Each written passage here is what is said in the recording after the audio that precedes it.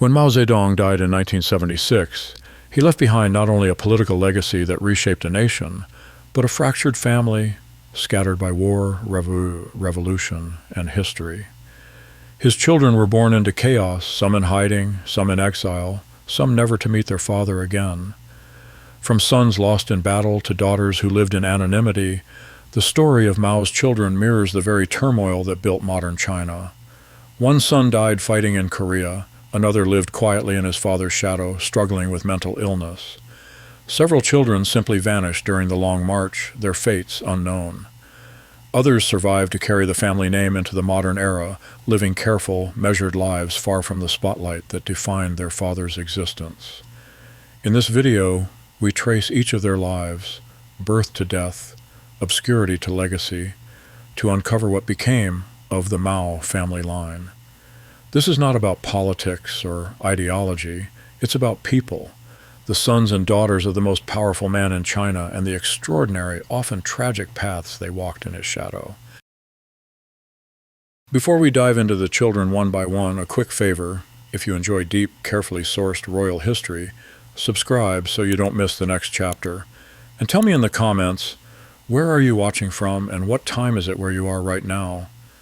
Your answers help me shape future episodes for you. Mao Zedong's personal life was as tumultuous as the revolution he led. Born into a peasant family in Hunan province, he would eventually father 9 known children across 3 marriages, each union reflecting a different phase of his political ascent.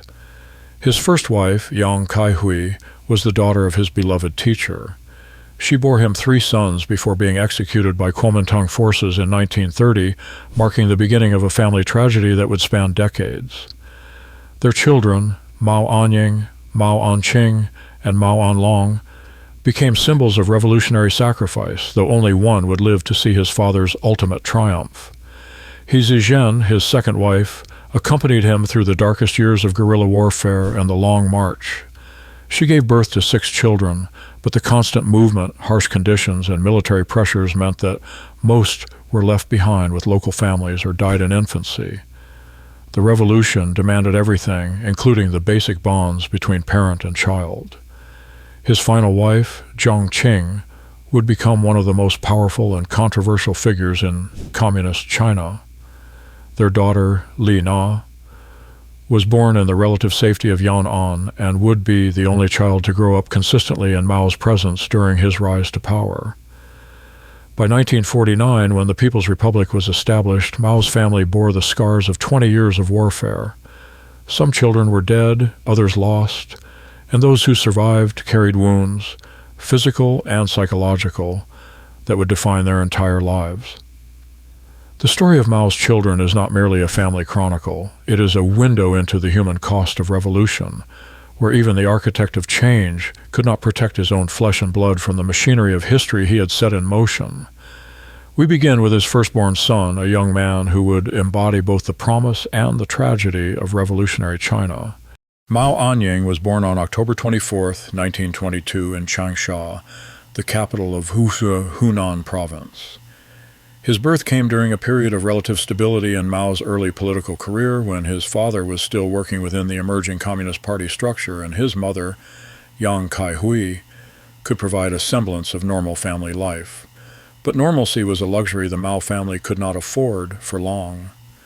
By 1927, when Anying was only 5 years old, the Kuomintang's violent suppression of communist forces had driven his father underground. Yang Kaihui, refusing to denounce her husband's political activities, was arrested along with her 3 young sons in October 1930. While Anying and his brothers were eventually released, their mother was executed, leaving them orphaned at ages 8, 6, and 3. The 3 boys were initially cared for by relatives and communist sympathizers, but as the political situation deteriorated, they were forced to fend for themselves on the streets of Shanghai. Anying, as the eldest, became the protector of his younger brothers. They survived by begging, picking through garbage, and sleeping in doorways. It was a harsh education in the realities of Chinese society that his father was fighting to transform. In 1936, when Anying was 14, agents of the Communist Party located the boys and arranged for their transport to the Soviet Union. The journey took them through dangerous territory, but it represented salvation. In Moscow, they were enrolled in special schools for the children of international revolutionaries where they received education, food, and medical care. Anying excelled in his studies, learning Russian, mathematics, and communist theory. He also received military training, understanding that his role was not merely as Mao's son, but as a future leader of the Chinese Revolution. His letters home, carefully preserved in party archives, reveal a young man deeply committed to his father's cause and eager to prove his worth. When the Soviet Union entered World War II, Anying volunteered for military service despite his privileged status as a political refugee. He served as a tank officer in the Red Army, participating in the final assault on Berlin. The experience of warfare hardened him and provided practical military knowledge that would prove valuable upon his return to China. Anying returned to China in late 1945, as the civil war between communists and nationalists reached its climax. Now 23 years old, he was a sophisticated, cosmopolitan young man who spoke fluent Russian and carried himself with the confidence of a military officer.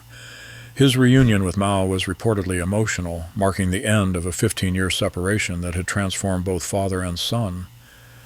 Rather than immediately placing his son in a position of privilege, Mao sent Anying to work as a peasant in the countryside, believing that direct contact with the masses was essential for any future leader. Anying spent months living in rural villages, learning farming techniques, and gaining first-hand understanding of the conditions his father sought to improve. In 1949, as the People's Republic was established, Anying married Liu Cixi, a party member from an intellectual family. Their wedding was modest by the standards of the new political elite, reflecting both Mao's preference for revolutionary simplicity and Anying's own understated nature. The couple had no children, a fact that would later leave Mao without direct male heirs from his eldest son. Anying's career in the new government was carefully managed. He worked in agricultural planning and industrial development, gaining experience in the practical challenges of governing a vast, largely rural nation. His colleagues later recalled him as serious, hardworking, and notably free of the arrogance that might have been expected from the chairman's son.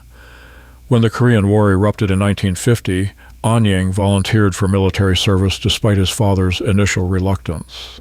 At 28, he was older than most volunteers and held a secure position in the civilian government. But he viewed military service as both a patriotic duty and a way to demonstrate that the Mao family shared the sacrifices demanded of all Chinese citizens. Anying was assigned to the staff of Peng Dehuai, the commander of Chinese People's Volunteer Army Forces in Korea. His role was primarily logistical, coordinating supply lines and communications between Chinese and North Korean forces. It was dangerous work, as American air superiority made any military installation a potential target. On November 25, 1950, American B-26 bombers attacked the headquarters compound where Anying was stationed. He was killed instantly when a bomb struck the building where he was working. He was 28 years old and had been in Korea for less than 2 months. News of Anying's death reportedly reached Mao within hours. According to witnesses, the chairman received the telegram without visible emotion, reading it twice before placing it on his desk and continuing with his scheduled meetings. Only later, in private, did he allow himself to grieve for the son who had survived so much only to die in service to the revolution. Mao's public response was characteristically stoic. When asked about his son's death, he reportedly said, "Anying belongs to the people. In the Korean War, hundreds of thousands of Chinese soldiers died. Anying is just one of them." This statement became part of official propaganda, presenting the Mao family's loss as emblematic of the sacrifices made by all Chinese families. Anying was posthumously awarded numerous medals and became a symbol of revolutionary sacrifice. His grave in North Korea became a site of pilgrimage for Chinese visitors, and his story was taught in schools as an example of selfless service to the nation. Streets, schools, and buildings were named in his honor throughout China. The loss of his eldest son marked a turning point in Mao's personal life. Friends and colleagues noted that he became more withdrawn and increasingly focused on political theory rather than practical governance. Some historians argue that Anying's death contributed to Mao's later isolation from his own family and his growing distrust of those around him. Liu Cixi, An Ying's widow remained close to the Mao family throughout her life. She never remarried and dedicated herself to preserving her husband's memory through careful curation of his letters and photographs. She died in 2019 at the age of 92, taking with her the last direct memories of Mao's eldest son. Today, Mao Anying is remembered as both a dutiful son and a patriotic soldier. His death in Korea has become part of the official narrative of Chinese sacrifice in international conflicts, though historians continue to debate whether his volunteer service was truly voluntary or represented family pressure to demonstrate loyalty to the state. Born 2 years after his brother An Ying, Mao Anqing's life was defined by trauma, illness, and the constant struggle to live up to expectations he could never meet. Where An Ying had been the confident heir apparent, An Qing was the wounded survivor, carrying psychological scars that would affect him throughout his 83 years of life. An Qing was born on November 2, 1924, during the same period of relative stability that had welcomed his older brother into the world. But he was only 6 years old when his mother was executed, an age when the loss of maternal protection leaves lasting damage. Unlike An Ying, who could remember happier times and drew strength from that memory, An Qing's earliest conscious memories were of fear, hunger, and abandonment. The years on Shanghai's streets were particularly hard on the middle son. While An Ying took charge and An Long was still young enough to adapt, An Qing fell into a psychological middle ground where he was neither leader nor completely dependent. Witnesses from that period later recalled that he was often silent for days at a time, a pattern of withdrawal that would characterize his entire life. When the boys were rescued and sent to Moscow in 1936, An Qing was 12 years old and already showing signs of the mental health struggles that would plague him. Soviet medical records, only recently accessible to historians, indicate that he was treated for what would now be recognized as post-traumatic stress disorder and depression. In the structured environment of the Moscow schools, An Qing showed flashes of the intelligence that ran in his family. He excelled in mathematics and showed artistic talent, particularly in calligraphy and traditional Chinese painting, but he struggled with social interactions and often seemed overwhelmed by group activities or public speaking requirements. Unlike An Ying, who volunteered for military service during World War II, An Qing remained in school throughout the conflict. His Soviet handlers apparently recognized that he was unsuited for combat roles and focused instead on developing his intellectual capabilities. He studied economics and political theory, preparing for a role in China's post-revolutionary government. An Qing's return to China in 1946 was less triumphant than his brother's. While An Ying had returned as a confident military officer, An Qing was clearly struggling with the transition from the familiar routine of Soviet institutional life to the chaos of Civil War-era China. His first meeting with Mao in over a decade was reportedly strained, with father and son having difficulty finding common ground for conversation. Like his brother, An Qing was sent to work among peasants as part of his revolutionary education. But where An Ying had thrived in this environment, An Qing found the physical labor and constant social interaction exhausting. He frequently requested transfers and showed signs of what his contemporaries described as nervous exhaustion. In 1951, a year after An Ying's death in Korea, An Qing suffered what appears to have been a severe mental breakdown. He became convinced that he was being watched and followed, refused to eat food prepared by others, and often spoke to people who weren't there. He was quietly admitted to a hospital in Beijing, where he remained for several months receiving treatment that was advanced for its time but limited by the understanding of mental health available in 1950s China. Mao's response to his second son's illness was complex. Public records show that he arranged for the best possible medical care and personally consulted with Soviet psychiatric specialists who had experience treating similar cases. But private accounts suggest that he struggled to understand An Qing's condition and sometimes showed impatience with what he viewed as weakness. After his recovery, An Qing was given a position in the Central Committee's translation department, work that suited his intellectual abilities while minimizing the stress of public interaction. He specialized in translating Russian political and economic texts into Chinese, work that was important to the new government's efforts to learn from Soviet experience. In 1962, An Qing married Xiao Hua, a photographer and daughter of revolutionary martyr Xiao Shiping. The marriage was arranged by party officials who believed that family stability might help An Qing's psychological health. Xiao Hua was reportedly briefed about her future husband's mental health challenges and accepted the marriage as a form of service to the revolution. The marriage proved more successful than might have been expected. Xiao Hua was patient, understanding, and skilled at managing An Qing's episodes of anxiety and depression. She also served as an intermediary between An Qing and his father, helping to maintain family connections despite the emotional distance that often separated them. In 1970, the couple had a son, Mao Xinyu. The birth of a male heir was significant for Mao, who had lost his direct line with An Ying's death. An Qing proved to be a devoted father, perhaps finding in his relationship with his son the emotional connection that had been so difficult in other areas of his life. Throughout the Cultural Revolution, An Qing's mental health challenges actually provided some protection from political persecution. His obvious fragility made him an unlikely target for Red Guard criticism, and his low-profile work and translation kept him away from the factional struggles that destroyed many party members' careers. After Mao's death in 1976, An Qing continued his quiet life in Beijing. He avoided political involvement and focused on his family and his work. He occasionally appeared at official commemorations of his father or brother, but always in a supporting role, standing silently while others spoke. In his later years, An Qing developed a passion for collecting and preserving family photographs and documents. He spent countless hours organizing materials related to his father's life and career, perhaps finding in this archival work a way to connect with a family history that had been disrupted by revolution and tragedy. An Qing's son, Mao Xinyu, pursued a military career and eventually became a major general in the People's Liberation Army. The continuation of the Mao family's connection to military service through another generation provided some satisfaction to An Qing, who had always felt inadequate compared to his war hero brother. Mao An Qing died on March 23, 2007, at the age of 82. His death was announced quietly, and his funeral was attended by family members and a small group of party officials. He was buried in Baboshan Revolutionary Cemetery in Beijing, in a section reserved for the families of revolutionary leaders.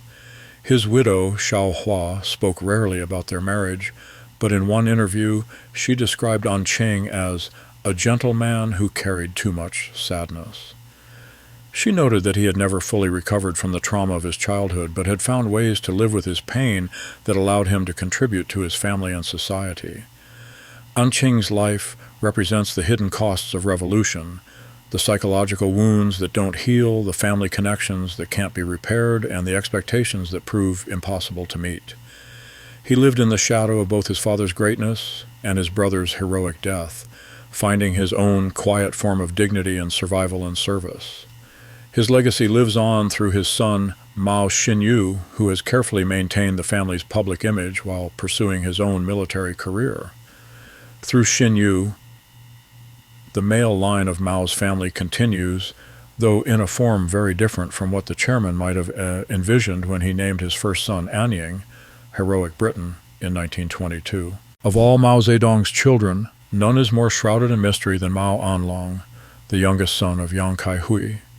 His brief life, no more than 4 years, represents the countless unnamed casualties of China's revolutionary period, when even the families of communist leaders could not escape the violence and chaos that defined the era.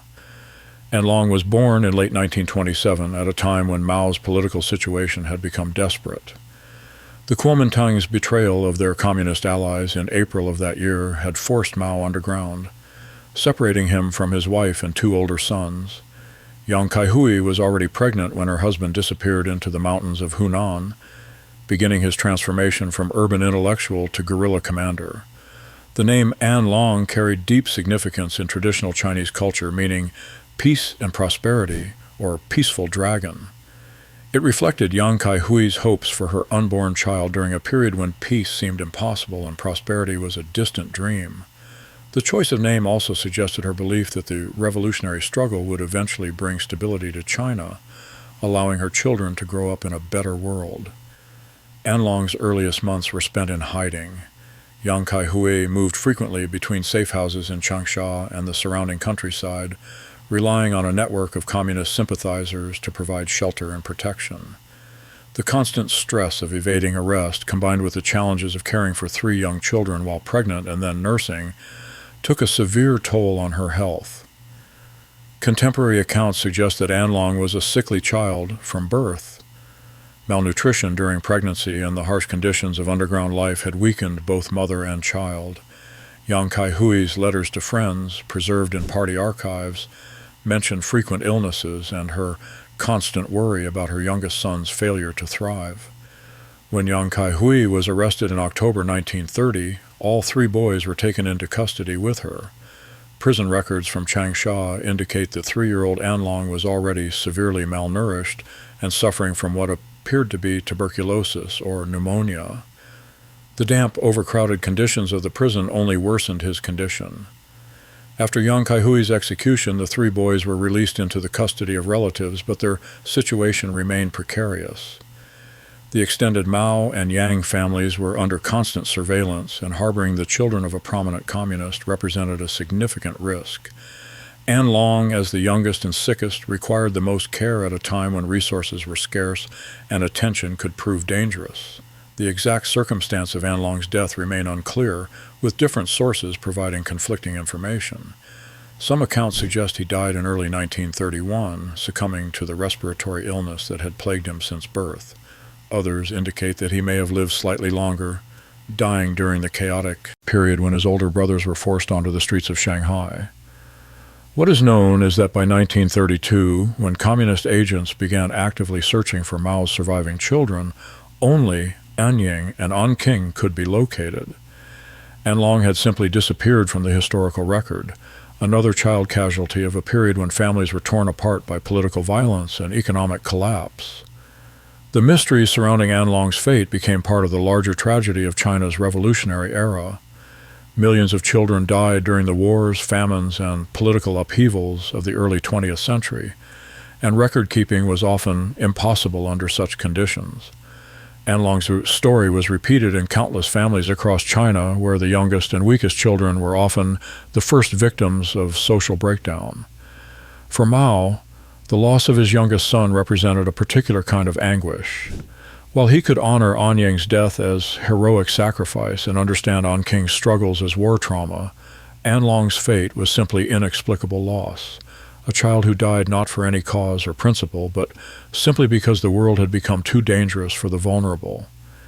In his later writings, Mao occasionally referenced the children lost to the revolution, though he rarely spoke specifically about his own family's losses. Those who knew him well reported that he carried guilt about his inability to protect his family during the underground years, when his political commitments had forced him to choose between his revolutionary work and his role as husband and father. Yang Kai-hui's sister, Yang Kaiji, later wrote that An Long had been a beautiful child with his father's eyes and his mother's gentle nature. She described him as particularly attached to his mother, crying when separated from her even briefly, which made his final separation all the more tragic. The Communist Party's official histories have generally treated An Long as a footnote to the larger story of revolutionary sacrifice. His name appears on family genealogies and in biographical accounts of Mao's early life, but always with the notation "died young" or "died in childhood," with no elaboration of the circumstances. In recent decades, some historians have attempted to piece together more details about An Long's life and death, but the evidence remains fragmentary. What emerges is a picture of a child born into impossible circumstances whose brief existence reflected the broader human cost of China's transformation from imperial dynasty to revolutionary republic. An Long's grave, if it ever existed, has never been identified. There are no photographs of him, no preserved belongings, no letters or documents that mention him specifically.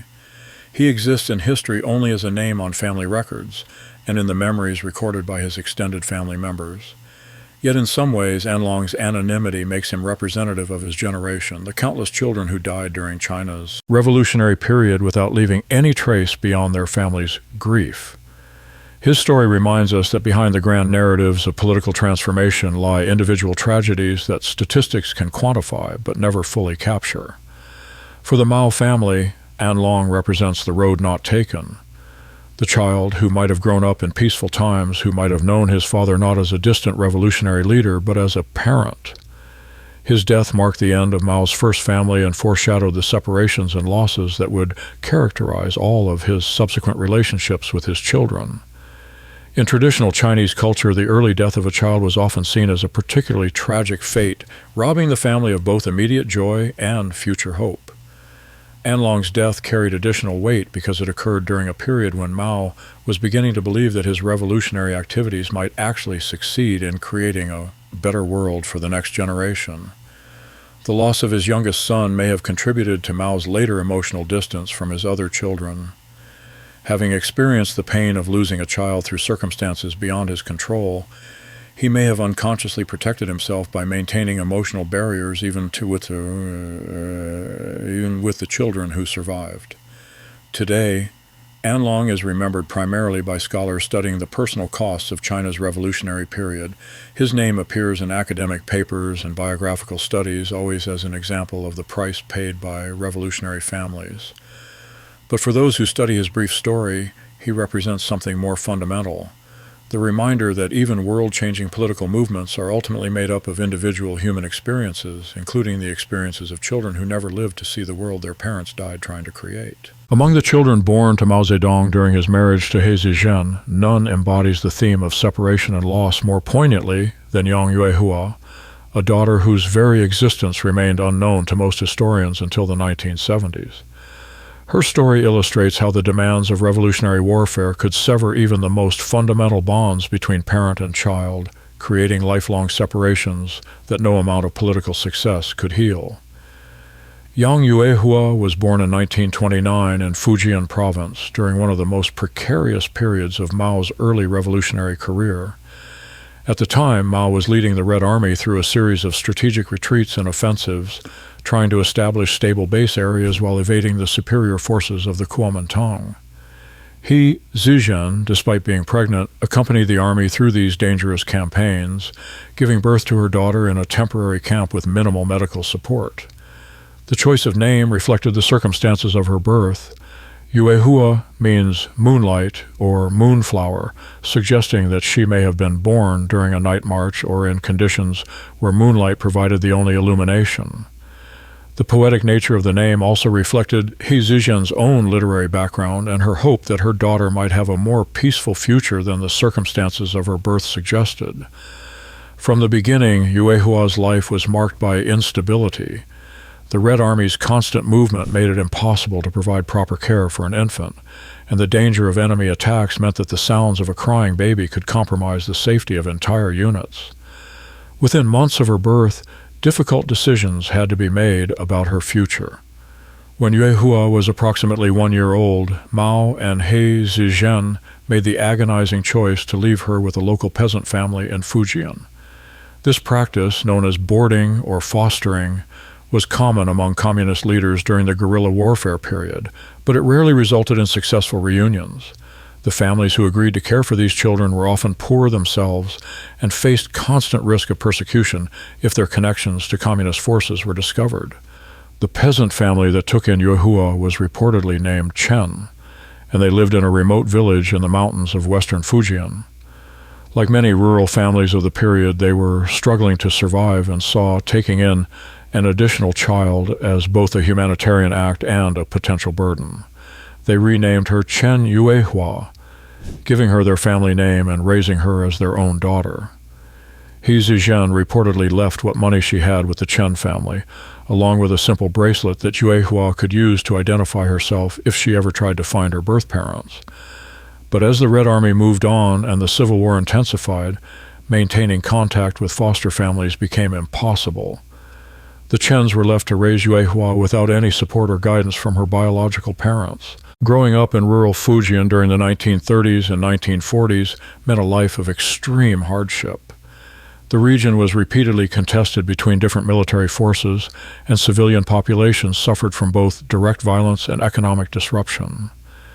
Yuehua's foster family struggled to provide basic necessities, and her education was limited to what could be learned in a village that had no formal school. According to later interviews, Yue Hua grew up knowing that she had been adopted, but with no clear understanding of her origins. The Chen family told her that her birth parents had been traveling merchants who could not care for her, a story designed to protect both her and themselves from potential political consequences. She accepted this explanation and considered herself a full member of the Chen family.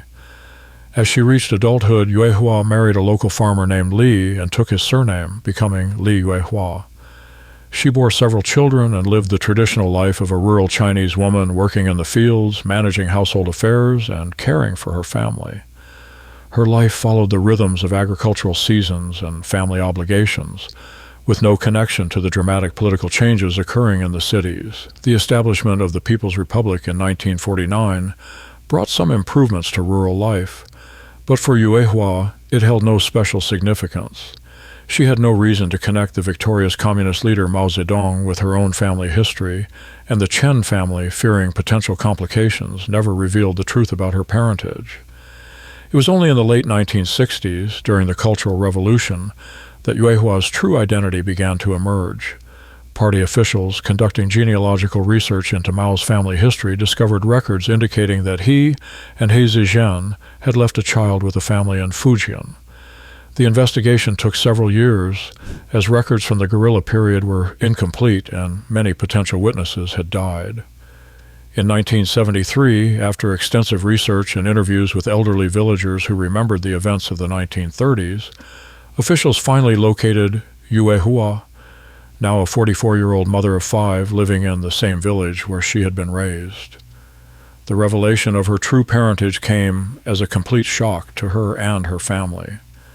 According to those present during the initial contact, Yue Hua's reaction was one of disbelief followed by confusion.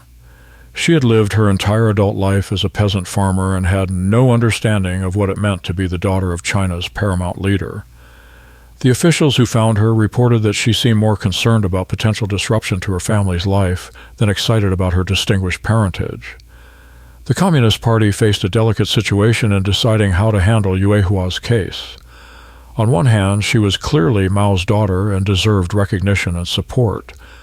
On the other hand, her complete integration into rural life and lack of political education made her an awkward fit for the role of revolutionary offspring. Party officials arranged for Yue Hua to be brought to Beijing to meet with Mao, but the reunion never took place. Various sources suggest different reasons for this. Some claim that Mao was too ill to receive visitors during the relevant period. Others suggest that Yue Hua herself was reluctant to meet the father who had abandoned her, and still others indicate that party officials decided the meeting might be too disruptive for both father and daughter. Instead, arrangements were made to improve Yue Hua's living conditions without dramatically changing her lifestyle. Her family was moved to a better house in the village, her children were given educational opportunities, and she received a modest government pension. But she was asked to maintain discretion about her parentage and to avoid contact with foreign journalists or researchers. Yue Hua's response to these arrangements reflected the practical wisdom of a woman who had survived decades of hardship. She accepted the improvements to her family's situation gratefully, but made it clear that she had no interest in political involvement or public recognition. She reportedly told officials that she considered the Chen family her real parents and had no desire to change the life she had built. The Cultural Revolution's end in 1976 and Mao's death that same year created new complications for Yue Hua's situation. Some officials suggested that she should now be publicly acknowledged as Mao's daughter and given a more prominent role in commemorating his legacy. But Yue Hua herself resisted these suggestions, preferring to maintain her quiet rural life. In the 1980s, as China began economic reforms and political restrictions loosened, some journalists and researchers attempted to interview Yue Hua about her experiences. She consistently declined these requests, telling visitors that she had nothing interesting to say about her father because she had never really known him. Her children, however, were more interested in their distinguished lineage. Several pursued higher education and careers in government or business, using their connection to Mao to create opportunities that would have been impossible for typical rural families. This created some tension within the family as Yue Hua worried that too much attention to their parentage might bring unwanted scrutiny. As she aged, Yue Hua became something of a local celebrity in her village, though she continued to discourage outside attention. Visitors who managed to meet her described her as a typical rural grandmother, more interested in discussing her crops and grandchildren than in political affairs. She retained the simple dress and manner of a peasant farmer and seemed genuinely puzzled by people's interest in her family history. Yue Hua's story presents a unique perspective on the Mao family legacy. Unlike her half-siblings who were raised in political environments and carried the weight of their father's expectations, she lived a completely ordinary life that was probably closer to the experiences of most Chinese people during the revolutionary period. Her lack of connection to Mao's political world makes her, in some ways, more representative of his impact on ordinary families than his more famous children. The fact that Yue Hua was lost to her parents for over 40 years illustrates the extreme social disruption caused by China's revolutionary wars. Her story was repeated thousands of times during this period as families were separated by military campaigns, political persecution, and economic collapse. The difference was that most separated children never had the resources to conduct the kind of intensive search that eventually located her. Today, Yue Hua's descendants continue to live in Fujian, maintaining the agricultural lifestyle that she chose despite her political connections. They represent a branch of the Mao family tree that grew in complete isolation from political power, perhaps providing the most authentic example of how Mao's genetic legacy might have developed under normal circumstances. Her life serves as a reminder that political history is made up of countless individual stories, many of which remain hidden from public view. While historians focus on the major figures and dramatic events that shaped China's development, people like Yue Hua lived through the same period in anonymity, their experiences no less valid or important for being undocumented and unrecognized. In the pantheon of disappeared children from China's revolutionary period, few cases are as mysterious or as poignant as that of Mao Anhong, a son born to Mao Zedong and He Zizhen who vanished during the chaos of the Long March. His story encapsulates the impossible choices faced by revolutionary families and the permanent losses that political commitment could demand. Anhong was born in 1932 in the Jiangxi Soviet, the short-lived communist state that Mao helped establish in south-central China. His birth came during what was arguably the most optimistic period of Mao's early revolutionary career, when it seemed possible that the communists might actually succeed in creating stable base areas and governing significant territories. The name Anhong combined characters meaning peace and vast or great, reflecting his parents' hopes that he would grow up in a time of stability and prosperity. The choice also suggested their belief that the communist revolution would eventually triumph, creating a peaceful and prosperous China where their children could flourish. Anhong's early years were spent in the relative safety of the Jiangxi Soviet, where the Communist Party had established schools, hospitals, and other institutions that provided a semblance of normal life. He lived with his parents and older sister Li Min in a community where revolutionary families could maintain some degree of family stability despite the ongoing civil war. However, this period of security was not to last. By 1934, the pressure from Kuomintang forces under Chiang Kai-shek had become overwhelming. The series of encirclement campaigns designed to crush the communist base areas had succeeded in cutting off supplies and reinforcements, making the Jiangxi Soviet's position untenable. The decision to abandon Jiangxi and begin what would become known as the Long March was made in desperate circumstances. The communist forces faced complete annihilation if they remained, but the retreat would involve marching across some of China's most difficult terrain while constantly pursued by enemy forces. It was no environment for children, elderly people, or anyone unable to maintain the pace of a military campaign. When the evacuation began in October 1934, Anhong was approximately 2 years old enough to walk short distances but still requiring constant care and supervision. He Zizhen was pregnant again, making her situation even more precarious.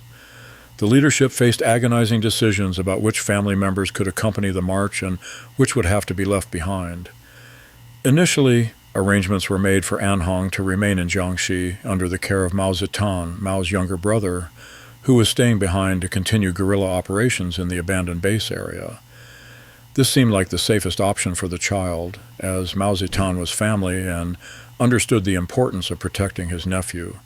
But as the situation in Jiangxi deteriorated further, even these arrangements proved inadequate. Mao Zedong's own position became increasingly dangerous as Kuomintang forces consolidated their control over the region. The decision was made to attempt to move Anhong to safety with other communist sympathizers in the area. This is where the historical record becomes unclear and conflicting accounts emerge. Some sources suggest that Anhong was successfully placed with a peasant family in a remote village, similar to the arrangement made for his sister Yang Yuehua. Others indicate that he may have been moved several times as the security situation changed.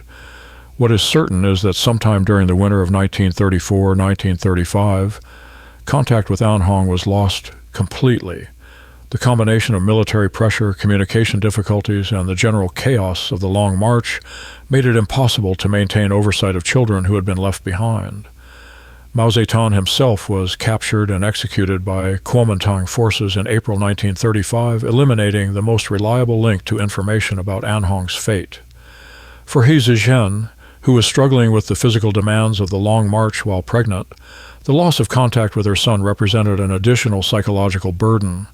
Witnesses later recalled that she became increasingly withdrawn and often spoke about the children she had been forced to leave behind. The stress of separation may have contributed to the miscarriage she suffered during the march. Mao's reaction to the loss of his son was characteristic of his approach to personal tragedy during this period. According to those close to him, he compartmentalized his grief, focusing on the immediate demands of military leadership while avoiding discussion of his family losses. Some interpreted this as emotional strength, while others saw it as a defense mechanism against overwhelming pain. After the Long March ended and the Communists established new base areas in the Northwest, efforts were made to gather information about family members who had been left behind. But the Jiangxi region remained under Kuomintang control, making investigation impossible. The few Communist agents who attempted to return to the area to search for lost children were captured or killed. The establishment of the People's Republic in 1949 created new opportunities to search for Anhong, as the Communist Party now had access to government records and could conduct systematic investigations. Teams were dispatched to former base areas to look for children who had been separated from their families during the revolutionary period. These searches produced some successes. Yang Yuehua was eventually located, and several other children of prominent communist leaders were found and reunited with their families. But despite extensive efforts, no trace of Anhong was ever discovered. He had simply vanished into the chaos of Civil War-era China. The inability to determine Anhong's fate became a source of ongoing pain for both Mao and He Zizhen. He Zizhen, who suffered from mental health problems in her later years, often spoke about her lost children and expressed guilt about the decisions that had led to their separation. Mao, characteristically, rarely discussed the subject openly, but was reported to have made private inquiries about his missing son throughout his life. Some historians have theorized about what might have happened to Anhong. The most optimistic scenario suggests that he was successfully placed with a foster family and lived a normal life under an assumed name, never knowing his true parentage. This would mean that he lived through the establishment of the People's Republic, the Great Leap Forward, the Cultural Revolution, and China's economic transformation without ever realizing his connection to these historic events. A more pessimistic interpretation is that Anhong died during the chaotic period following the Long March, either from disease, malnutrition, or violence.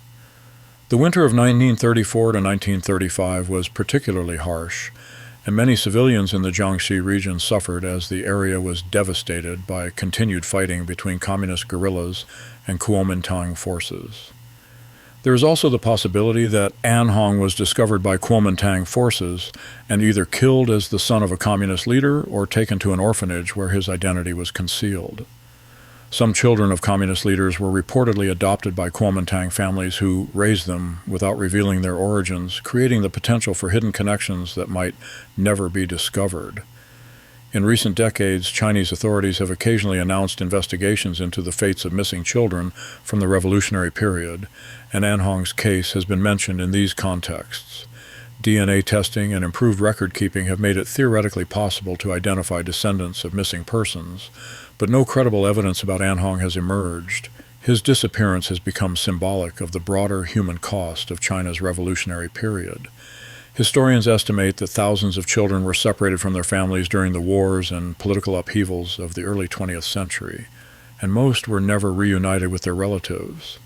An Hong's story is unique only because of his father's eventual prominence.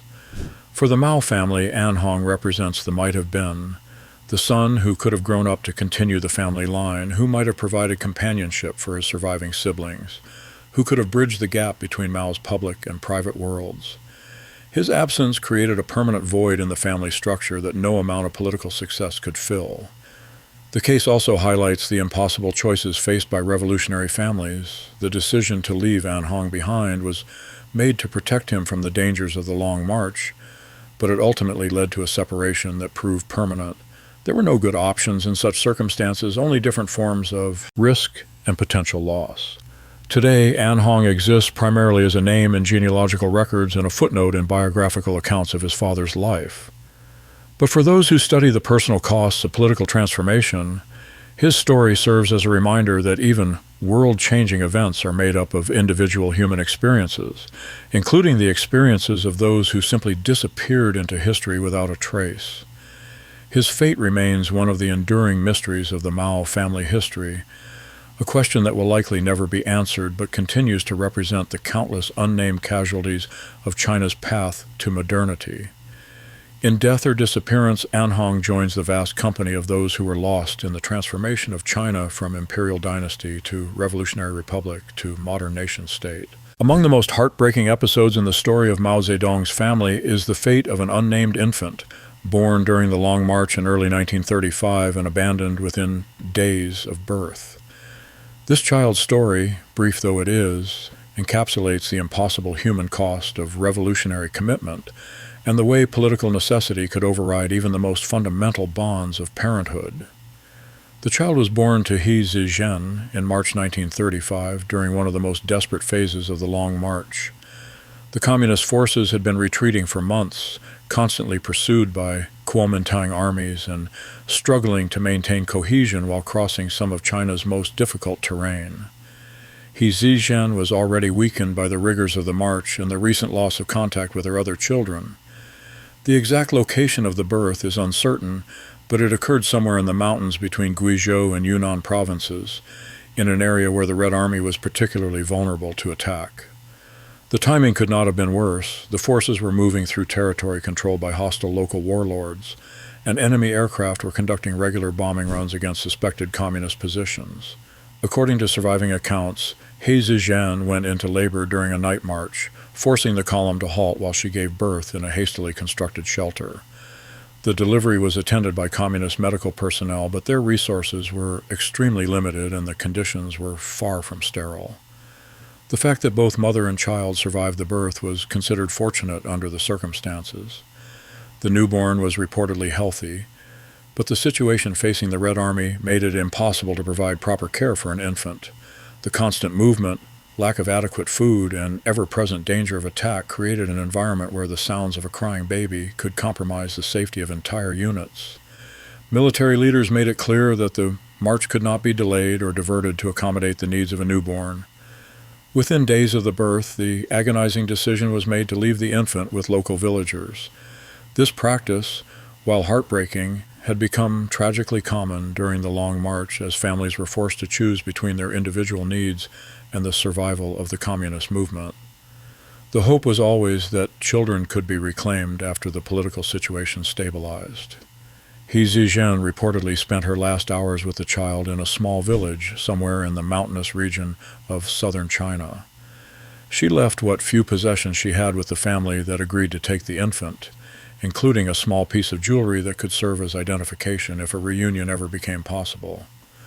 But both she and Mao understood that the chances of seeing their child again were minimal. The psychological impact on He Zizhen was severe and immediate. Witnesses reported that she became inconsolable after the separation, requiring medication to control her distress.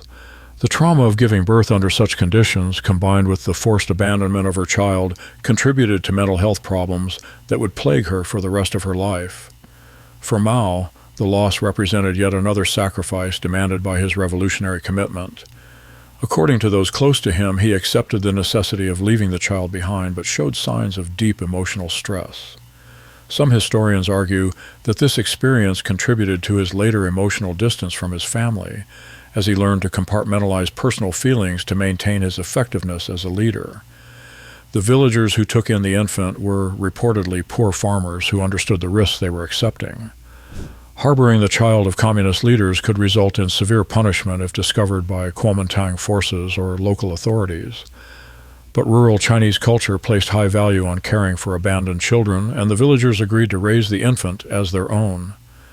What happened to the child after this point remains completely unknown. The chaos of the Civil War period made record-keeping impossible, and the remote location of the village meant that outside contact was minimal. The infant simply disappeared into the vast population of rural China, becoming another casualty of the political upheaval that was transforming the nation. After the establishment of the People's Republic in 1949, Communist Party officials made efforts to locate children who had been separated from their families during the revolutionary period. Teams were sent to areas where the Long March had passed, and local officials were asked to report any information about abandoned children from the 1930s. These searches occasionally produced results.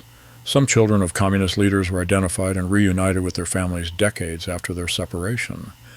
But the unnamed infant born in 1935 was never found. The lack of specific information about the location and timing of the abandonment made investigation extremely difficult, and no credible leads ever emerged. He Zizhen never stopped hoping for news about her lost child. In her later years, when her mental health had deteriorated significantly, she often spoke about the children she had been forced to leave behind during the Long March. Friends and family members reported that she sometimes became confused about dates and seemed to believe that her missing children were still alive and waiting for her to find them. The case of the unnamed 1935 baby highlights several aspects of the Long March that are often overlooked in political histories of the event.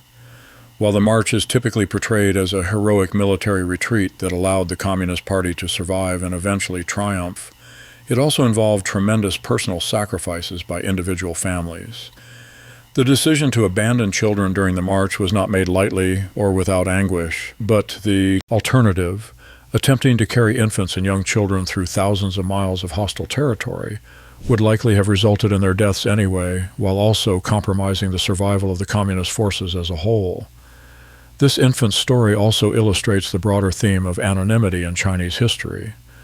While the fates of prominent leaders' children receive attention from historians and biographers, millions of ordinary children were separated from their families during the wars and upheavals of the early 20th century. Most of these separations remain undocumented and their outcomes unknown. The unnamed baby represents all the children who were lost during China's transformation from imperial dynasty to revolutionary republic. His or her fate, whether death in infancy, adoption by foster families, or survival under an assumed identity, remains one of the countless mysteries embedded in the human cost of political change. For the Mao family, this child represents the most absolute form of loss, a family member who exists only as a memory of a brief few days during a desperate retreat. Unlike other missing children who at least had names and some documented existence, this infant left no trace beyond the pain of separation that haunted his parents for the rest of their lives. The story also demonstrates how revolutionary commitment could override even the most fundamental human instincts. The decision to abandon a newborn child, while made for tactical military reasons, violated basic parental bonds in service of a larger political goal. This tension between personal and political loyalty would characterize many aspects of Communist Party life in subsequent decades. In the broader context of Mao's family history, the unnamed 1935 baby represents the extreme end of the spectrum of loss and separation that defined his relationships with his children. From An Ying's heroic death in Korea to An Long's mysterious disappearance to this infant's abandonment during the Long March, Mao's experience as a father was marked by tragedy and sacrifice. Today, this child exists only in historical accounts as a symbol of the human cost of revolution. He or she had no opportunity to influence history, to carry on the family name, or to make any mark on the world beyond the grief caused by their absence. Yet in some ways, this anonymity makes the child representative of all the unnamed casualties of China's political transformation.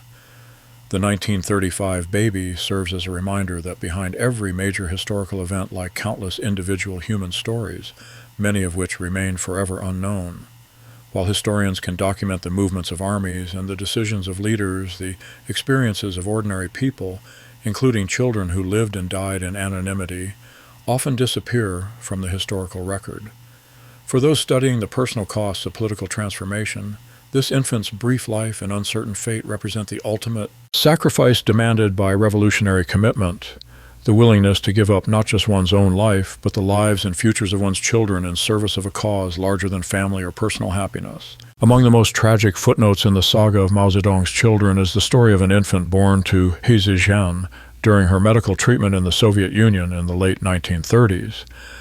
This child, whose existence is documented in Soviet medical records but largely absent from Chinese historical accounts, represents the ultimate consequence of political exile and the personal cost of international revolutionary solidarity. The circumstances leading to this child's birth were themselves a product of the extraordinary stresses that revolutionary life had placed on the Mao family. He Zizhen had accompanied Mao through the Long March, enduring not only the physical hardships of the retreat, but also the emotional trauma of being separated from multiple children along the way. By 1937, her physical and mental health had deteriorated significantly.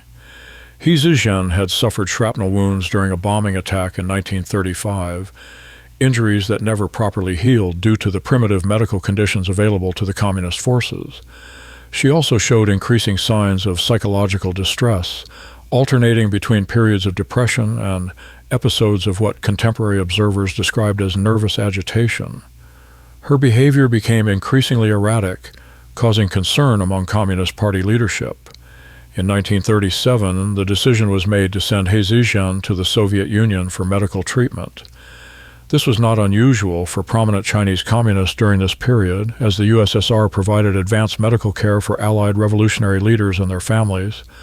The treatment was seen as both a humanitarian gesture and an investment in the future leadership of international communism. He Zizhen traveled to Moscow accompanied by a small group of Chinese students and party officials. She was admitted to a specialized medical facility that treated foreign revolutionaries, where Soviet doctors attempted to address both her physical injuries and her psychological problems. The medical records from this period, only recently accessible to researchers, reveal the extent of her suffering. It was during this treatment period, probably in late 1938 or early 1939, that He Zizhen discovered she was pregnant.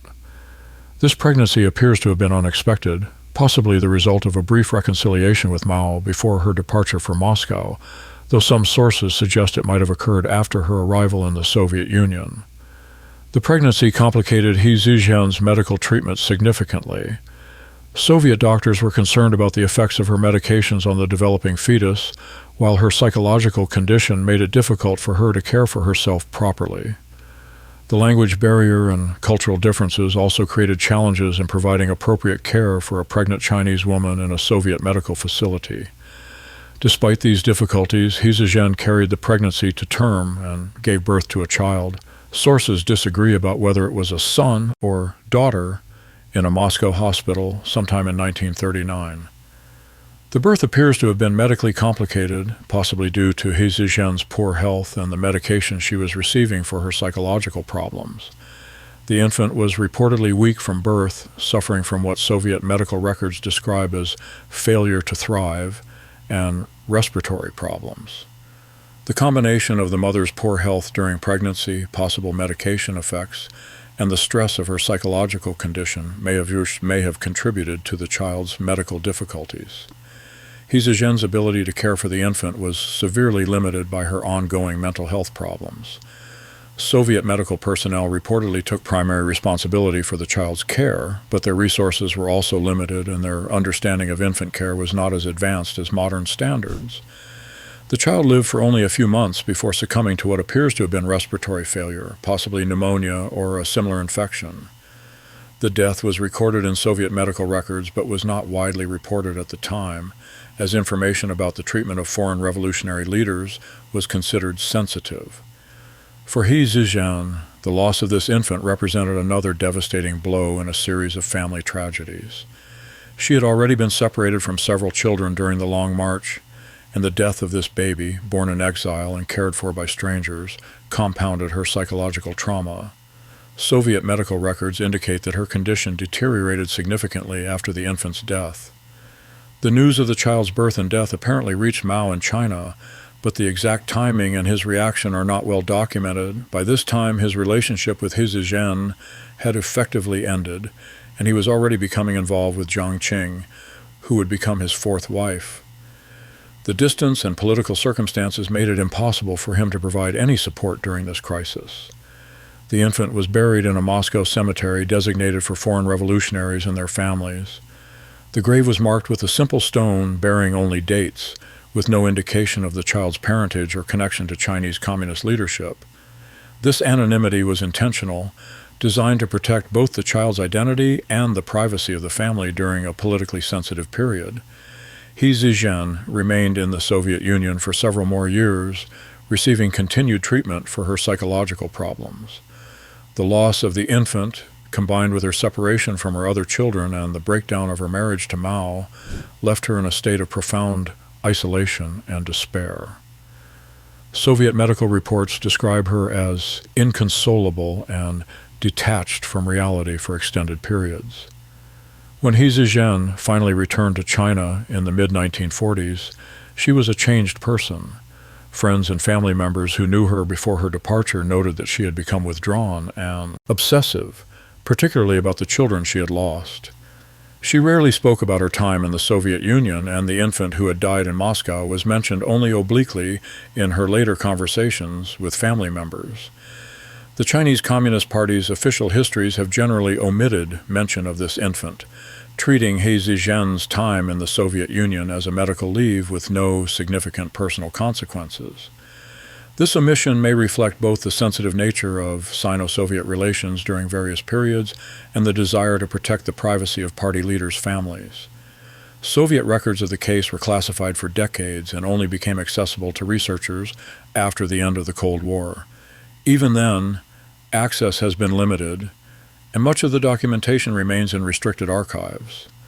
What information is available comes primarily from medical records and cemetery registers rather than political or diplomatic sources. The infant's brief life and death in Moscow highlights several themes that run through the story of Mao's family. First, it demonstrates how political commitment could separate family members, not just geographically, but culturally and linguistically, making even basic communication difficult during times of crisis. Second, it illustrates the inadequacy of medical care available even to prominent revolutionary families during this period. Despite being treated in what was presumably one of the Soviet Union's better medical facilities, He Zizhen received care that would be considered substandard by modern standards, and her infant's medical problems could not be effectively addressed. Third, the case shows how the international dimensions of the communist movement could complicate personal relationships and family life.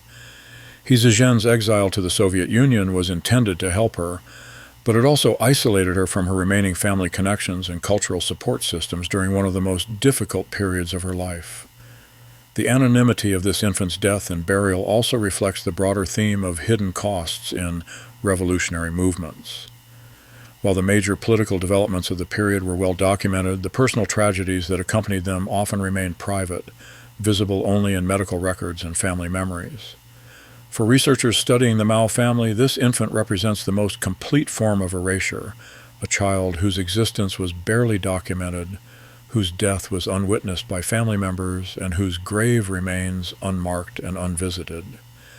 The child lived and died in complete isolation from the Chinese cultural context that might have given meaning to his or her brief existence. The case also highlights the gender dynamics of revolutionary leadership during this period. While male leaders like Mao could continue their political work relatively uninterrupted by family responsibilities, women like He Zizhen bore the physical and emotional costs of childbearing under extremely difficult circumstances, often without adequate support or understanding from their partners or political organizations. Today, this infant exists primarily as a footnote in academic studies of Sino-Soviet relations and biographical accounts of He Zizhen's life. The child's grave in Moscow, if it still exists, is presumably unknown to any living family members and unvisited by anyone who understands its historical significance. Yet for those studying the human costs of political transformation, this brief life represents something important about the price paid by revolutionary families. The infant's death in exile, attended only by foreign medical staff and mourned primarily by a mother whose own mental state made grieving difficult, encapsulates the way political commitment could override even the most basic human needs for family connection and cultural continuity. The unnamed infant born and buried in Moscow serves as a reminder that history's grand narratives are built upon countless individual tragedies, many of which remain forever hidden from public view. While Mao Zedong's political legacy continues to influence world events, this child's brief existence and lonely death represent the personal costs that made that legacy possible. Among all of Mao Zedong's children, none navigated the complexities of revolutionary heritage more successfully than Li Min, born in 1936 during the consolidation of communist power in northern China. Her life represents a careful balance between honoring her father's legacy and maintaining the personal privacy that has characterized the surviving members of the Mao family in the modern era. Li Min was born in the final months of the Long March as communist forces were establishing new base areas in Shanxi province. Unlike her older siblings, who experienced the chaos and separations of the earlier revolutionary period, Li Min was born into an environment where the Communist Party had achieved a degree of stability and could provide better protection for leaders' families. Her given name, Min, meaning bright or intelligent, reflected her parents' hopes for her future in what they believed would be a new China built on communist principles. The choice also suggested their confidence that the revolution would succeed and that their daughter would grow up in a more peaceful and prosperous society than the one they had known. Li Min's early childhood was spent in Yan'an, the communist capital, during the anti-Japanese war period. This was a time of relative prosperity and optimism for the communist leadership, as their resistance to Japanese occupation had earned them increased support from Chinese civilians and international allies. The controlled environment of Yan'an allowed for more normal family life than had been possible during the guerrilla warfare period. Unlike her half-siblings, who had been raised by surrogates or separated from their parents during critical developmental years, Li Min enjoyed consistent contact with both Mao and He Zizhen during her early childhood. Contemporary photographs show her as a healthy, well-dressed child, clearly benefiting from the improved living conditions that communist leaders enjoyed in Yan'an. However, Li Min's family stability was disrupted when she was still young. He Zizhen's deteriorating mental health led to her departure for medical treatment in the Soviet Union in 1937, leaving Li Min in the care of party-approved guardians in Yan'an. This separation, while less traumatic than those experienced by her older siblings, still marked her childhood with the theme of family disruption that characterized the Mao family experience. Mao's relationship with Li Min during this period appears to have been affectionate but limited by his political responsibilities. Witnesses recalled that he enjoyed playing with her during his free time and took pride in her intelligence and precocity. But his increasing involvement in strategic planning for the Civil War meant that their contact was sporadic and often interrupted by urgent political business. When Mao married Jiang Qing in 1938, Li Min gained a stepmother who would play a significant role in her upbringing.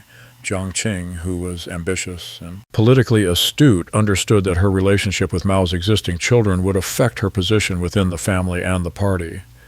She reportedly made efforts to win Li Min's affection, though their relationship remained somewhat formal. Li Min's education was carefully managed by party officials who understood the importance of preparing her for a role as the daughter of China's emerging leader. She attended special schools established for the children of communist officials, where she received both academic instruction and political education. Her curriculum included traditional Chinese literature, mathematics, and sciences, as well as Marxist-Leninist theory, and the history of the communist movement. As the Civil War progressed and communist victory became increasingly likely, Li Min's life became more structured and protected. She was moved to secure compounds where her safety could be guaranteed, and her contact with outsiders was carefully controlled. This protective environment shielded her from many of the hardships experienced by ordinary Chinese children, but also isolated her from normal social development. The establishment of the People's Republic in 1949 transformed Li Min's life dramatically. At age 13, she became the daughter of China's paramount leader, with all the privileges and responsibilities that status entailed. She was moved to Zhongnanhai, the leadership compound in Beijing, where she would spend her teenage years surrounded by the highest levels of Chinese political power. Li Min's education continued in exclusive schools designed for the children of top party leaders. She excelled academically, particularly in languages and literature, and showed artistic talents similar to her mother's. Her teachers reported that she was serious, well-disciplined, and notably modest about her family connections, rarely mentioning her father's position in casual conversation. During her teenage years, Li Min developed a closer relationship with Mao, who was now more settled in his role as national leader and had more time for family interactions. She often joined him for meals and sometimes accompanied him to cultural events, providing one of the few opportunities for normal father-daughter interaction in his later life. Her relationship with Jiang Qing remained complex. As Jiang Qing's own political ambitions grew, she became increasingly focused on advancing her position within the party hierarchy. Li Min represented both an opportunity and a potential threat, a connection to Mao's family legacy that could be useful, but also a reminder of his previous marriage and children.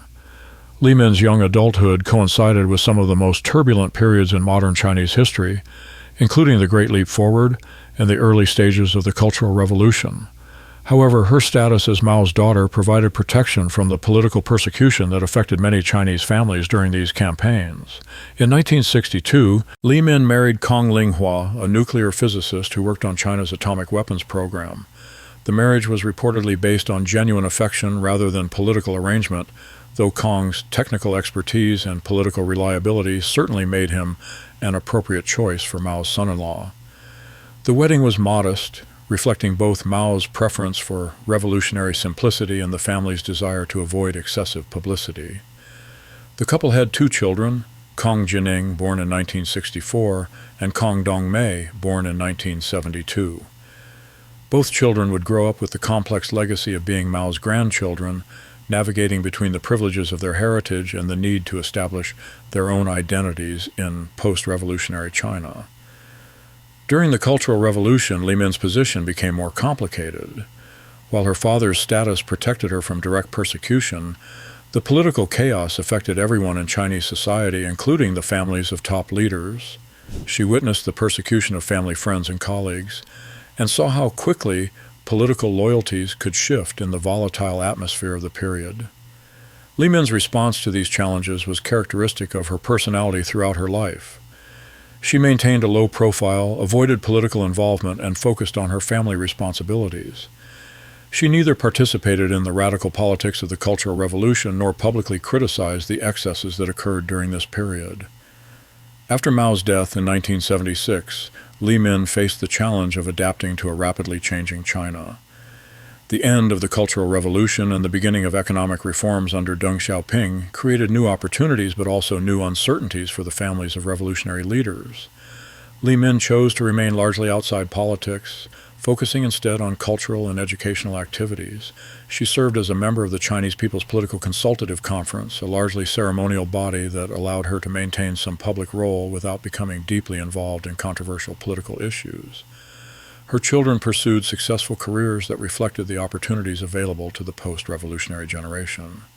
Kong Dongmei became a businesswoman and investor, using her family connections and education to build a successful career in China's emerging market economy. Kong Jining pursued academic and business interests, maintaining a lower public profile than his sister. As China opened to the outside world during the 1980s and 1990s, Li Min occasionally appeared at public events commemorating her father's legacy. She attended ceremonies marking anniversaries of the Long March and the establishment of the People's Republic, always maintaining a dignified but reserved presence that avoided controversial political statements.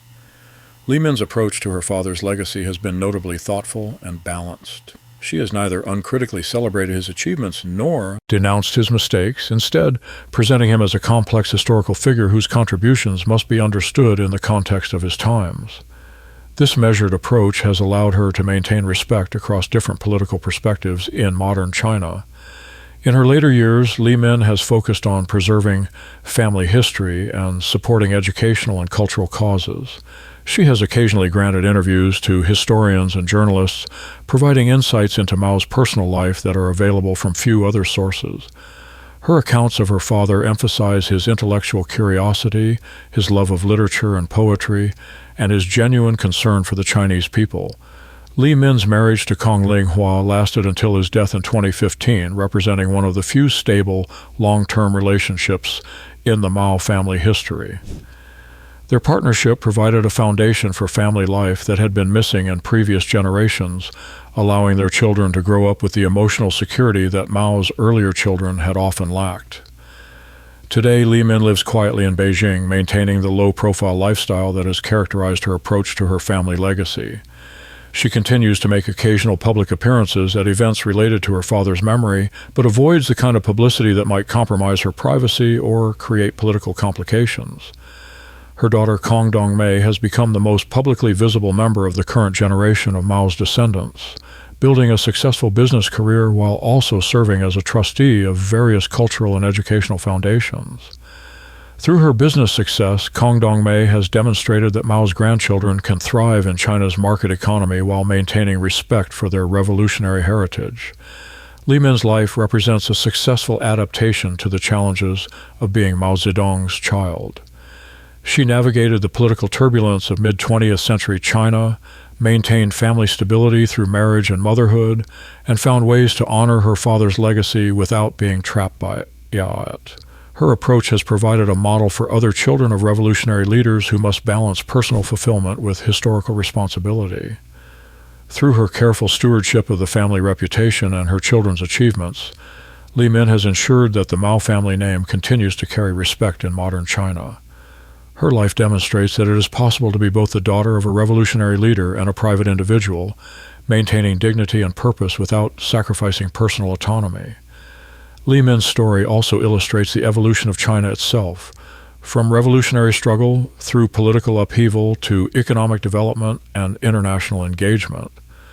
Her life spans virtually the entire history of modern China, and her experiences reflect the broader changes that have transformed Chinese society over the past 8 decades. For historians studying the Mao family, Li Min represents both continuity and change. She maintains connections to her father's revolutionary legacy while adapting to the realities of contemporary Chinese life. Her approach to family history, respectful but not uncritical, proud but not defensive, provides a model for how historical legacies can be preserved while allowing for growth and change. In the broader context of Chinese history, Li Min's life demonstrates the possibility of successful transitions from revolutionary to post-revolutionary society. Her ability to maintain family stability, raise successful children, and contribute to Chinese cultural life while honoring her father's memory shows that the children of political leaders can find meaningful roles in society without being defined entirely by their parentage. Li Na, born in 1940 as the only child of Mao Zedong and his fourth wife Jiang Qing, occupies a unique position in the Mao family history. She was the only one of Mao's children to grow up consistently in his presence during his rise to supreme power, yet her life was also marked by the complex dynamics of her mother's political ambitions and eventual downfall. Born in Yan'an during the height of the anti-Japanese resistance, Li Na entered the world at a time when her father had achieved unprecedented unity within the Communist Party and was being recognized as the paramount leader of the Chinese Revolution. Her birth represented not just a personal addition to Mao's family, but a symbol of the new generation that would inherit the China he was fighting to create. The name Na was chosen carefully, meaning graceful or elegant, reflecting both traditional Chinese aesthetic values and the cultural sophistication that Jiang Qing brought to her marriage with Mao. Unlike the more politically charged names given to some of his earlier children, Li Na's name suggested hopes for a more peaceful future where beauty and culture could flourish alongside revolutionary achievement. Li Na's early childhood in Yan'an was marked by the relative stability and optimism that characterized this period of communist history. The party leadership had established effective governance in their base areas, and the international recognition they gained through their resistance to Japanese occupation provided resources and legitimacy that had been lacking during the earlier guerrilla period. As the only child of Mao and Jiang Qing, Li Na received unprecedented attention from both parents during her formative years. Mao, now in his late 40s and more confident in his political position, had more time to devote to family life than he had during his earlier children's upbringing. Jiang Qing, ambitious and intelligent, understood that her daughter represented her most direct connection to Mao's legacy and devoted considerable energy to Li Na's development. Li Na's education was exceptional even by the standards of Communist Party elite families. She received instruction in classical Chinese literature, mathematics, sciences, and foreign languages, but also in music, dance, and visual arts, reflecting Jiang Qing's own background in performance and her belief that revolutionary leaders should be culturally sophisticated as well as politically astute. The transition from Yan'an to Beijing in 1949 transformed Li Na's world dramatically. At age 9, she moved into Zhongnanhai, the exclusive compound that housed China's top leaders, where she would spend her teenage years at the very center of Chinese political power. This environment provided unparalleled educational and cultural opportunities, but also isolated her from normal social development. Unlike her half-sister Li Min, who had experienced some of the hardships of the revolutionary period, Li Na grew up entirely within the protective bubble of Communist Party privilege. She attended special schools designed for leaders' children, lived in comfortable accommodations with full domestic support, and had access to books, films, and cultural experiences that were unavailable to ordinary Chinese citizens. Li Na's relationship with her father during this period was closer than that experienced by any of his other children. Mao frequently included her in his evening meals and sometimes brought her to cultural performances or meetings with visiting dignitaries. She had the opportunity to observe his working methods, his intellectual interests, and his personal habits in ways that provided unique insights into his character. Her relationship with Jiang Qing was more complex. While her mother was devoted to her welfare and advancement, Jiang Qing's growing political ambitions meant that Li Na sometimes felt secondary to her mother's broader goals. As Jiang Qing became more involved in cultural and political affairs, she had less time for day-to-day parenting, though she remained deeply concerned about Li Na's education and future prospects.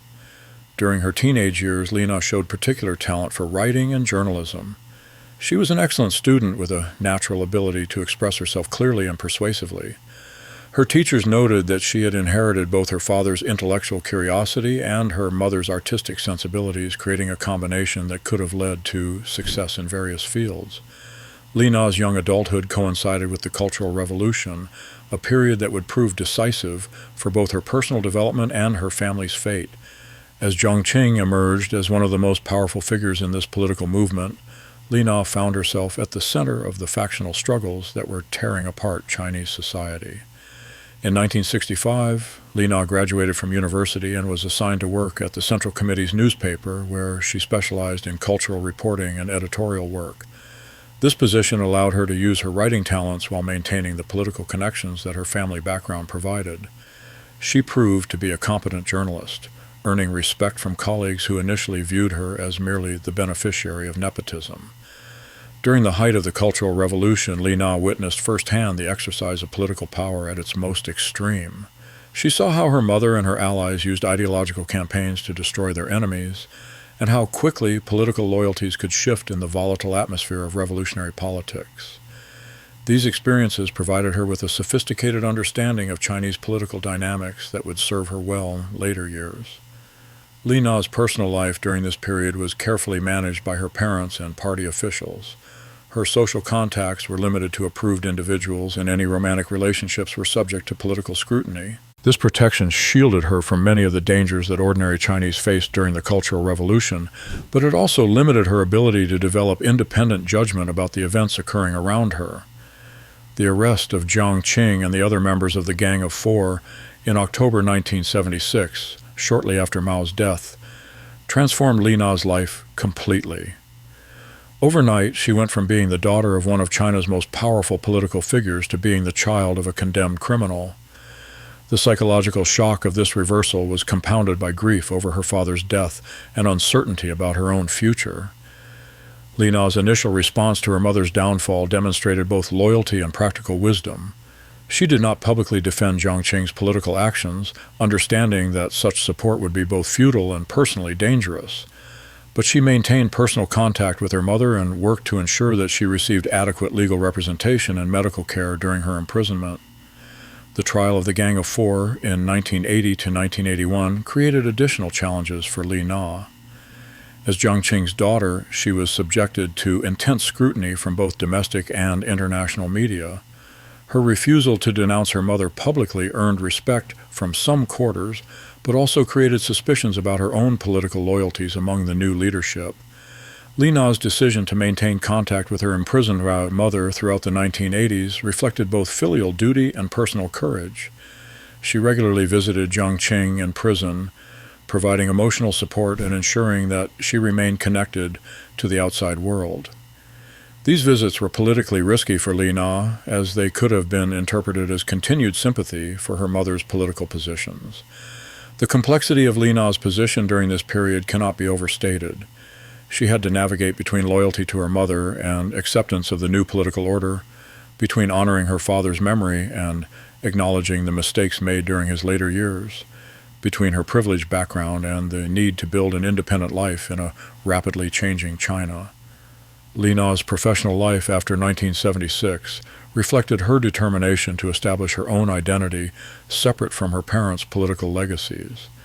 She continued working in journalism and cultural affairs, focusing on non-political subjects that allowed her to use her talents without becoming involved in controversial issues. Her colleagues reported that she was professional, competent, and notably modest about her family background. In her personal life, Li Na married and had children, though she maintained strict privacy about these relationships. Her decision to keep her family life out of public view reflected both personal preference and political prudence, understanding that any details about Mao's grandchildren would attract unwanted attention and potential complications. Jiang Qing's suicide in prison in 1991 marked another traumatic milestone in Li Na's life. She had maintained contact with her mother throughout her imprisonment and reportedly visited her shortly before her death. The loss of her last direct connection to her childhood and family history left Li Na as the sole surviving link to Mao's final marriage and the tumultuous period of the Cultural Revolution. After her mother's death, Li Na became even more reclusive, rarely appearing in public and declining most requests for interviews or public appearances. Her withdrawal from public life reflected both grief and a desire to protect her own family from the continuing controversies surrounding her parents' legacies. In the post-Mao era of economic reform and opening to the outside world, Li Na watched as China transformed itself from a revolutionary society into a market economy. Her unique background provided her with perspectives on these changes that few others could match.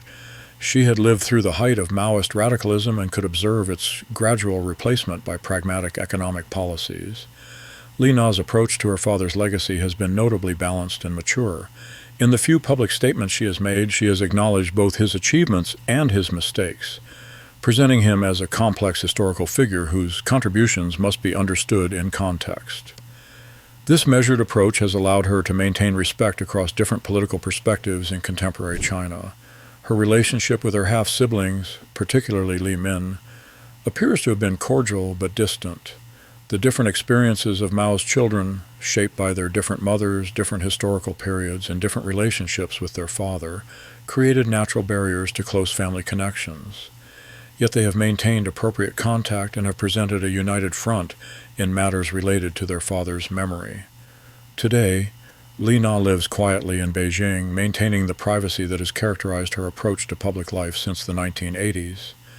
She occasionally attends events commemorating her father's achievements, but always in a low-key manner that avoids drawing attention to herself or creating opportunities for controversy. Li Na's life story illustrates several important themes in modern Chinese history. Her experience growing up at the center of political power during the Mao era provides unique insights into the personalities and dynamics that shaped China's development. Her navigation of the transition from Maoist radicalism to post-Mao pragmatism demonstrates the challenges faced by all Chinese families during this period of rapid change. Perhaps most significantly, Li Na's loyalty to her mother despite Jiang Qing's political disgrace reflects traditional Chinese values of filial duty that transcended political considerations. Her willingness to maintain this relationship despite personal costs showed a strength of character that earned respect even from those who condemned her mother's political actions. Li Na represents the bridge between Mao's public and private worlds, the only one of his children who consistently witnessed both his role as China's paramount leader and his behavior as a father and husband. Her memories and perspectives provide invaluable insights into one of the most important figures in modern history, even though she has chosen to share these insights sparingly and with great discretion. Through her careful management of her family legacy and her successful adaptation to changing political circumstances, Li Na has demonstrated that it is possible to maintain dignity and purpose even in the most challenging circumstances. Her life serves as a reminder that historical figures, no matter how significant, are also parents and family members whose personal relationships continue to matter long after their political careers have ended. In the broader context of the Mao family story, Li Na represents both culmination and conclusion, the final child of the revolutionary generation, the bridge to the post-revolutionary era, and the keeper of memories that span the entire arc of modern Chinese history. Her quiet dignity and principled approach to family loyalty provide an appropriate conclusion to the complex and often tragic story of Mao Zedong's children. The story of Mao Zedong's children is ultimately a story about the human cost of historical transformation. 9 children born across 3 marriages, scattered by war, separated by political necessity, and marked forever by the weight of their father's revolutionary legacy. Their individual fates, heroic death, quiet survival, mysterious disappearance, anonymous loss, mirror the broader experience of Chinese families during the most tumultuous period in their nation's modern history. What emerges from these 9 lives is not a simple narrative of privilege or tragedy, but something more complex. The recognition that even the most powerful political leaders cannot protect their families from the forces of history they help unleash. Mao's children paid prices for his political commitments that no amount of subsequent success could redeem. Sons lost in battle, children abandoned during retreats, infants left with strangers, families fractured by exile and ideology. Yet their stories also demonstrate remarkable resilience. Li Min and Li Na survived to create their own families and navigate the transition from revolutionary China to modern China. They found ways to honor their father's memory while building independent lives, maintaining dignity without being trapped by history. Their children, Kang Dongmei and Mao Xinyu, represent a new generation that can appreciate their revolutionary heritage while participating fully in China's contemporary development.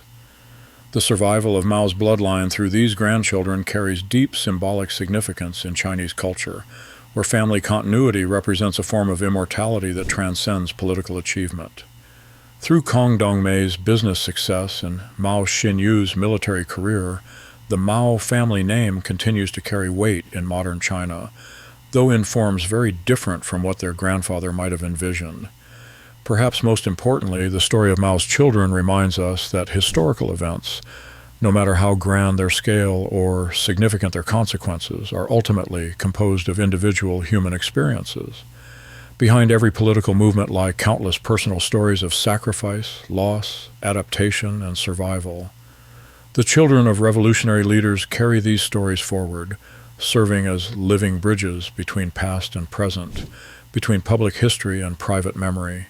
History remembers Mao Zedong as a titan who reshaped a civilization. But the lives of his children remind us that even titans leave fragile human footprints.